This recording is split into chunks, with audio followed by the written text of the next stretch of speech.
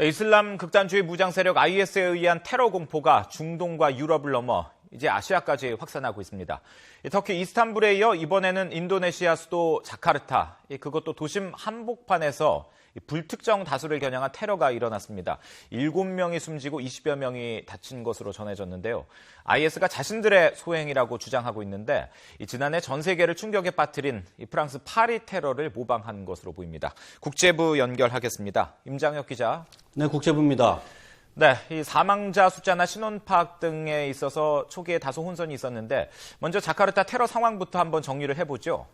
네, 현지 시각으로 오전 10시 40분쯤부터였습니다. 인도네시아 수도 자카르타의 번화가에서 7차례의 폭발이 연쇄적으로 일어났습니다. 고층 건물에 들어선 스타벅스 커피숍 앞에서 3차례 폭발이 있었고 인접한 교차로의 경찰 초소 등에서도 폭발이 이어졌습니다. 보신 것처럼 당시 폭발 상황이 화면에 잡히기도 했는데요. 이른바 자살 폭탄에 의한 폭발이었습니다. 당시 상황 목격자의 말을 한번 들어보겠습니다. Pas lewat pakai motor, tiba-tiba ledakan di situ. Ledakan pas depan pos polisi itu, pos polisi yang tengah-tengah lantas itu. 폭발 직후 혼란스러운 상황에서 이번엔 총을 든 공범들이 경찰관과 시민들을 향해 여러 차례 총을 발사했습니다. 테러범들은 이어 출동한 경찰 특공대와 도심 한복판에서 마치 게릴라전을 펼치듯 산발적으로 흩어져서 총격전을 벌이기도 했습니다. 인도네시아 경찰은 모두 7명이 숨지고 20여 명이 다쳤으며 사망자 가운데 5명은 테러범 그리고 2명은 민간인이라고 밝혔습니다. 민간인 사망자 1명은 캐나다 사람인 것으로 확인됐고요. 부상자 가운데서도 4명이 네덜란드와 알제리 등 외국인 관광객인 것으로 알려졌습니다. 테러범 2명은 자폭하고 3명은 경찰이 사살했습니다. 네, 그렇다면 누가 한 짓이냐? 이 부분이 관심인데 테러 발생 당시 상황이나 장소, 대상도 그렇고요.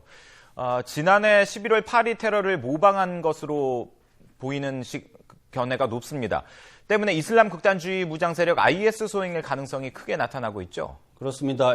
먼저 화면을 보면서 당시 상황을 한번 되짚어 보겠습니다. 지금 화면은 교차로 한가운데 있는 경찰 초소에서 폭발이 일어난 직후의 모습입니다. 경찰과 시민들이 주변에 몰려들어서 상황을 지켜보던 도중에 보신 것처럼 무엇에 놀랐는지 황급히 일제히 교차로에서 달아나는 상황이고요. 그런데 자세히 보면은 한 명은 달아나지 않고 그대로 머물러 있고요. 그 옆에 한 명이 쓰러져 있습니다. 이어서 이 서 있던 사람은 주변에서 역시 서성거리던 다른 2-3명과 자연스럽게 합류하는 모습도 볼 수 있었는데요. 테러범들로 추정이 됩니다. 당시 어떤 상황이었는지 이 사진들을 보면 좀 더 쉽게 짐작할 수 있는데요. 폭발로 혼란스러운 상황에서 테러범 몇 명이 몰려든 군중들 사이에 자연스럽게 섞여 있다가 총을 꺼내 발사한 겁니다. 커피숍과 광장 등 사람들이 많이 모이는 장소들을 골랐다는 점, 그리고 폭발과 총격을 연쇄적으로 일으킨 상황 등 여러 면에서 IS에 의해 발생한 지난해 11월 파리 테러와 닮아 있습니다.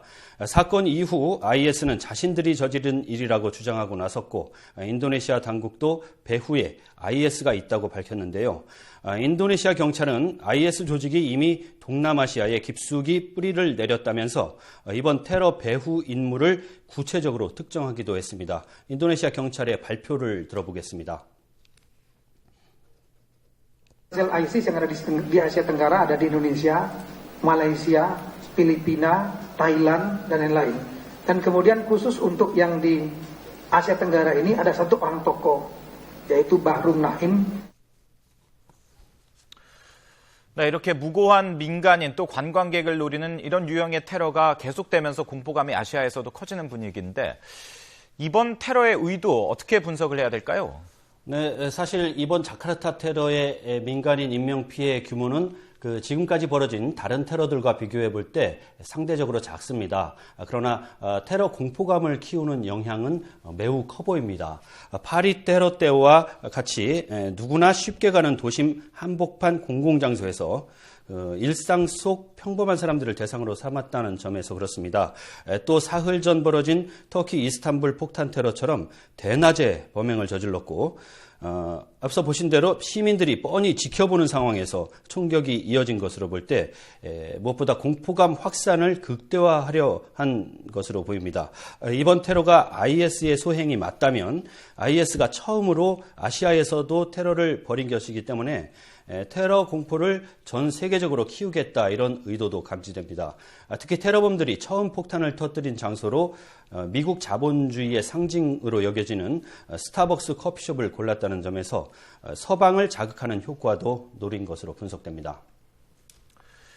네, 이 IS의 소행은 아닌 것으로 보이지만 그 터키에서 이스탄불 광장 폭탄 테러 이틀 만에 또 폭탄 테러가 발생했군요. 네, 그렇습니다. 터키 남부 디야르바크르 주에서 한밤중에 벌어진 상황입니다.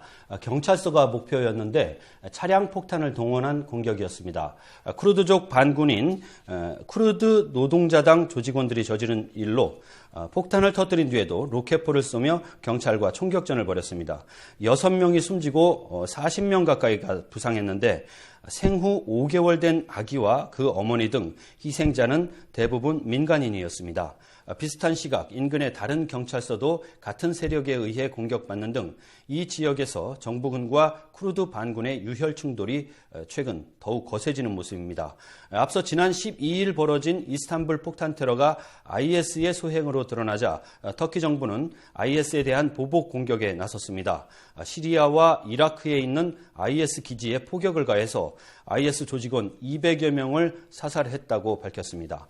한편으로는 그 이스탄불 자폭 테러범이 난민을 가장해서 터키에 입국했던 것으로 드러나면서 유럽의 반난민 정서가 더욱 확산할 것이다 이런 우려도 나오고 있습니다. 지금까지 국제부에서 전해드렸습니다.